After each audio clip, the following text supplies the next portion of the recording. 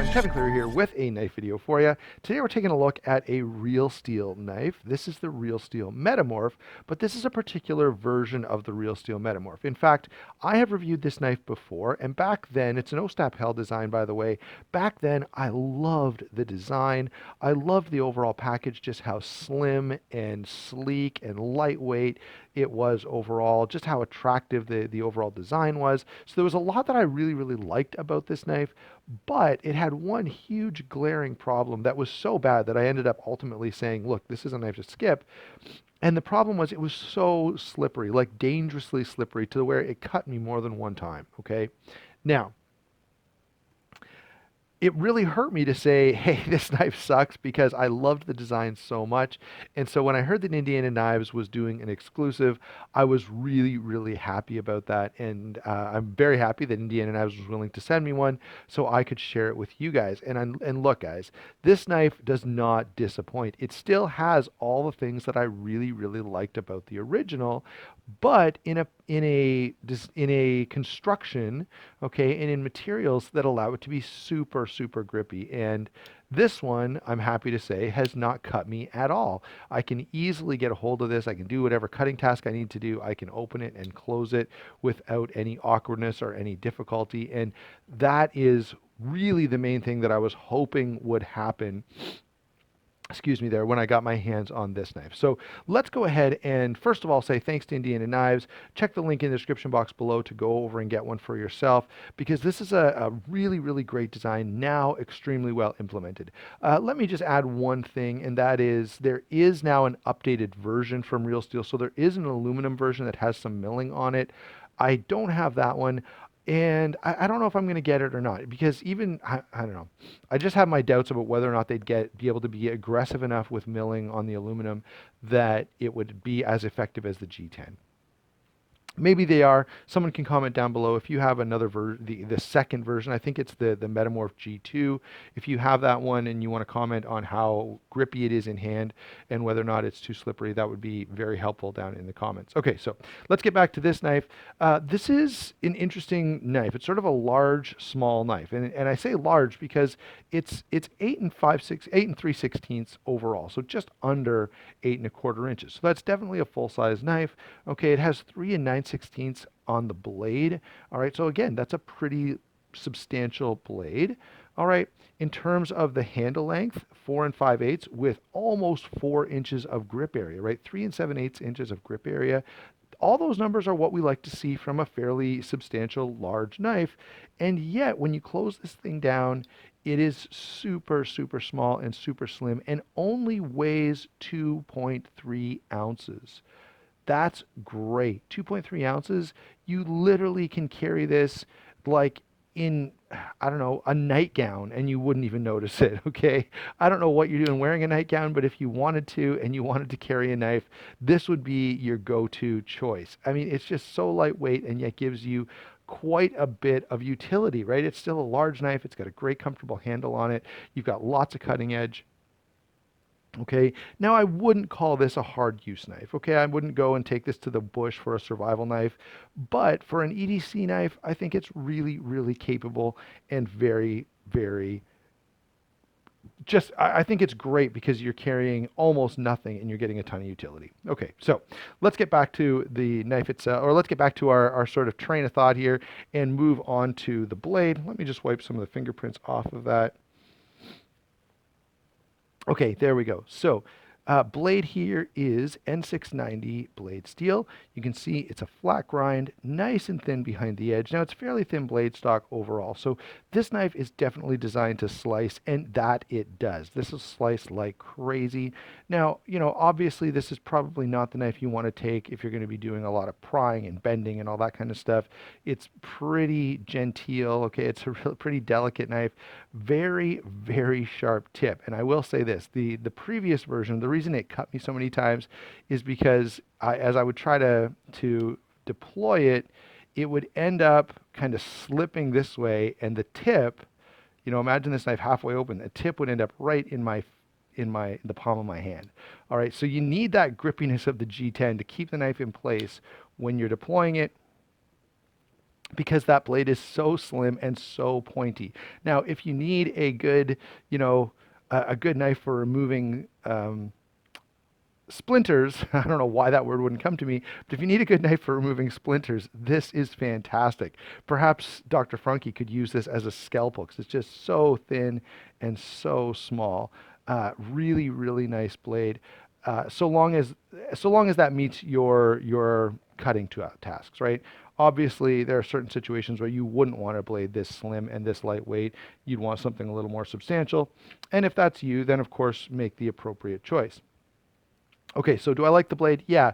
Do I like the upgrade to N690 steel? Yes. It's this knife is I think 50 or 60 bucks, and N690 steel is great for a knife like that, right? It's in that same ballpark as 14C28N or VG10. Great budget or middle of the road type of steel. All right, and so yeah, I'm quite happy with the N690 steel here. It's going to have good performance, not going to be M390, it's not going to be S30V, but it's going to be more than adequate for pretty much anyone.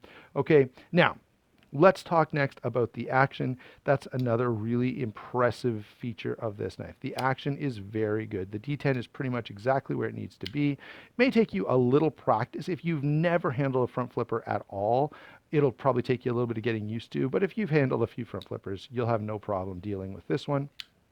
The lock bar is very accessible, very easy to get a hold of, and that's something that I feel is really, really important. And one of the coolest things about this knife is the type of bearings that it has. So in here, instead of the typical ball bearings that we're used to, this has roller bearings. And I love roller bearings. One of the things roller bearings can do, I wouldn't say this knife is in this category, but roller bearings are fantastic because they just spread out that force a little more, and they can take what would be maybe a light use knife or something you wouldn't feel that confident in and really make it much more robust, okay? And so I have to say, plus, I think they deliver about the nicest action that you can get. I just love the feel of roller bearings. A close second would be multi-row bearings, and then the normal, ball bearings that we're used to having in bearing pivot knives. All right, so really, really love the fact that this has roller bearings. I love that Real Steel does that. I wish they would stick with it though. They have a bad habit of starting a knife model out with roller bearings and then dropping them and going to ball bearings partway through, when they come out with a new version or something like that. But this one does stick with the roller bearings. I really like that. The action is very, very nice. All right, so you can see now it's a very lightweight blade. So the fact that I can shake it closed at all is really, really impressive.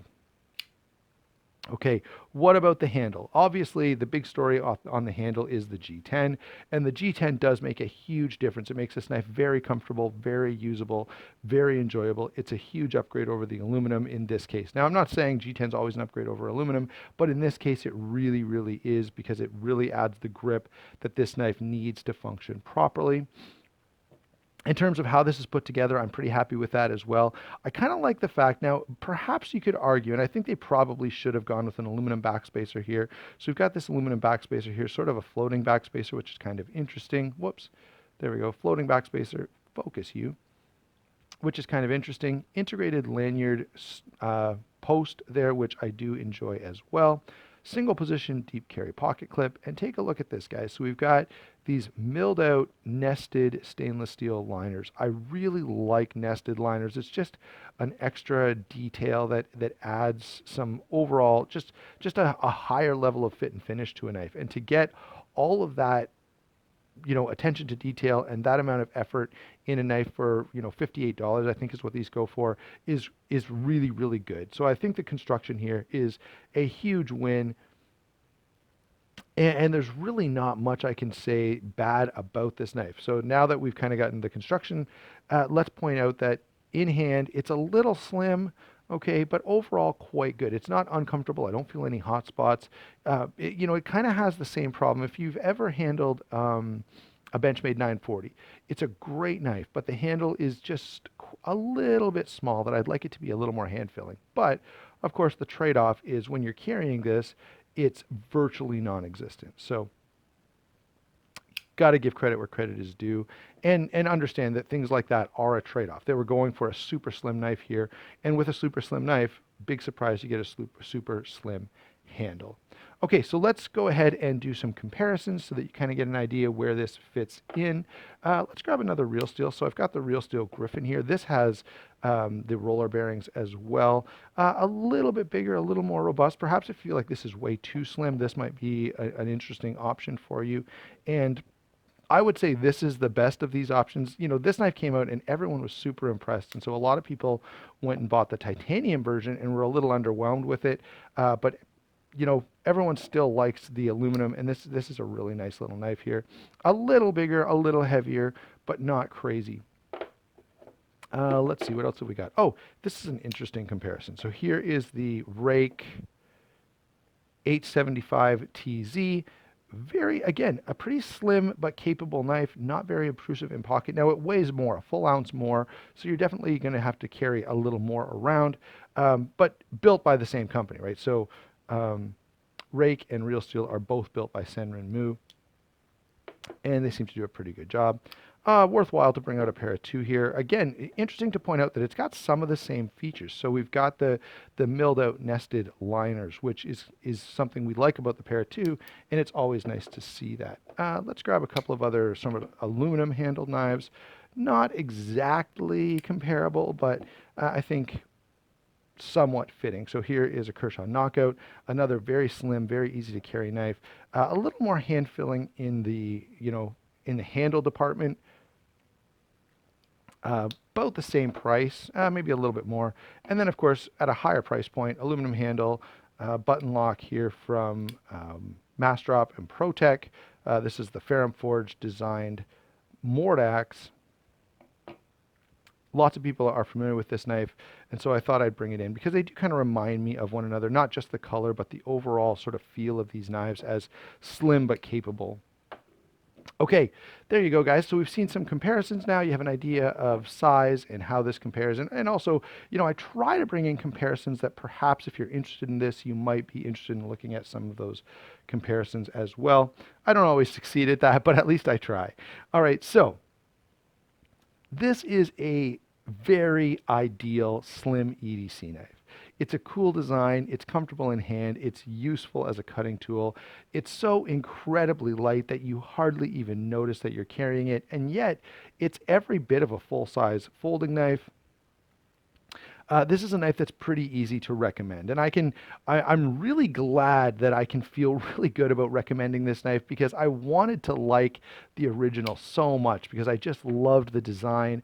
But when it was so slick that I could really hardly use it safely, what can you say about that? So the fact that that's totally remedied in this version of the Metamorph is something I'm really, really happy about. So I'm really happy to be able to share this with you and say, yeah, this is a great knife. Definitely go over to Indiana Knives and pick one up for yourself. I will put a link in the description box below. Thanks again to Indiana Knives for sending this. Thanks to you guys for watching, for liking, for subscribing, and for all the support. We will talk to you soon.